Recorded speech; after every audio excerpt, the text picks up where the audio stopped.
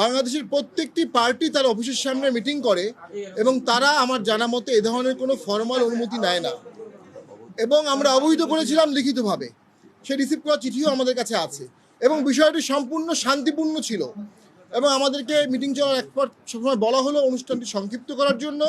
তারা আশঙ্কা করছে আমাদের উপর হামলা হতে পারে, আমাদের উপর যারা হামলা করবে তাদের উপর হামলা না করে তারা আমাদের উপর জলকামান নিক্ষেপ করেছে, সাউন্ড গ্রেনেড মেরেছে।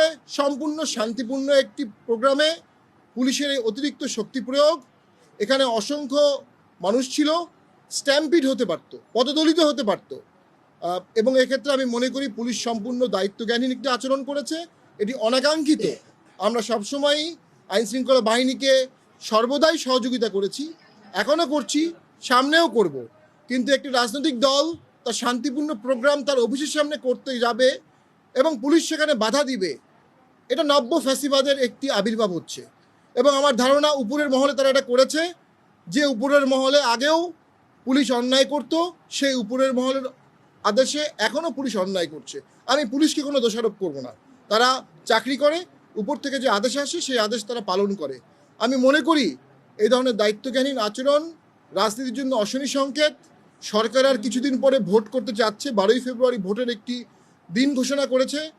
আমরা তো মনে করি যে দেশে আজকের দিনে যে ঘটনা ঘটলো এর মানে সরকার বা কেউ ভোটে সদিচ্ছা আছে এমনটি আমার মনে হচ্ছে না। এই পরিবেশে দেশে ভোট হবে এমনটি আমার মনে হচ্ছে না। একটি চরম অন্যায় আমাদের সাথে করা হয়েছে, একটি ইললিগাল ভাবে আমাদেরকে আজকে সরিয়ে দেওয়া হয়েছে। ওখানে চেয়ারম্যান ছিলেন, তার স্ত্রী ছিলেন, আমরা ছিলাম, সকল সিনিয়র নেতৃবৃন্দ ছিল। আমরা এর তীব্র প্রতিবাদ জানাই, সুষ্ঠু তদন্ত জানাই এবং দোষী ব্যক্তিদের বিরুদ্ধে শাস্তির দাবি জানাই। জাতীয় পার্টি দিন দিন সঠিক রাজনীতি করছে এবং জাতীয় পার্টি আস্তে আস্তে সামনের ভোটে অথবা আন্দোলনে একটি বিশাল বড় ফ্যাক্টর হয়ে যাচ্ছে। একটি মহল জাতীয় পার্টিকে দাবিয়ে রাখার চেষ্টা করছে, সেই মহলের উস্কানিতে, সেই মহলের নির্দেশে আজকে এই কাজটি করা হয়েছে। আমরা মনে করি it's a bad day and sad day for democracy.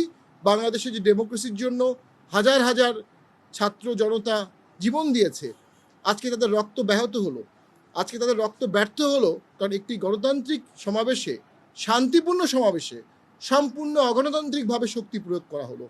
আমরা মনে করি সকল রাজনৈতিক দলের উচিত পুলিশকে আহ্বান জানানো, এ ধরনের কোনো কার্যক্রম যেন পুলিশ কখনো কোনো দলের সাথে না করে।